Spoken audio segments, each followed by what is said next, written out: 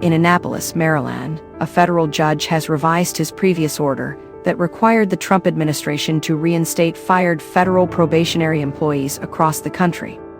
The scope of this ruling is now limited to workers in the 19 states and the District of Columbia that have challenged these mass dismissals.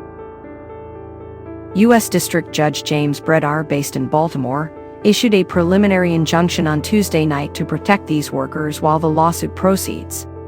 He emphasized that only the states have filed the lawsuit, aiming to protect their interests, not directly representing the workers. The order mandates that the 18 agencies originally named in the lawsuit adhere to legal procedures in any future workforce reductions.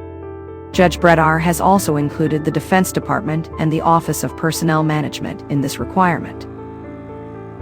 Previously, Judge Bredar determined that the firings constituted a large-scale reduction, which is subject to specific regulations, including providing advance notice to the states affected by such layoffs. The lawsuit argues that these mass firings will impose significant burdens and expenses on the states and the district, as they will need to support newly unemployed workers and handle claims for unemployment assistance. Maryland Attorney General Anthony Brown, a Democrat leading the case, stated, "When the Trump administration fired tens of thousands of federal probationary employees, they claimed it was due to poor work performance. We know better. This was a coordinated effort to eliminate the federal workforce, even if it meant breaking the law." The lawsuit alleges that at least 24,000 probationary employees have been terminated since Trump assumed office. The government is appealing this case to the Fourth U.S. Circuit Court of Appeals. The Republican administration contends that states have no authority to influence the federal government's relationship with its employees. Justice Department lawyers argue that these firings were due to performance issues and not large-scale layoffs subject to specific regulations.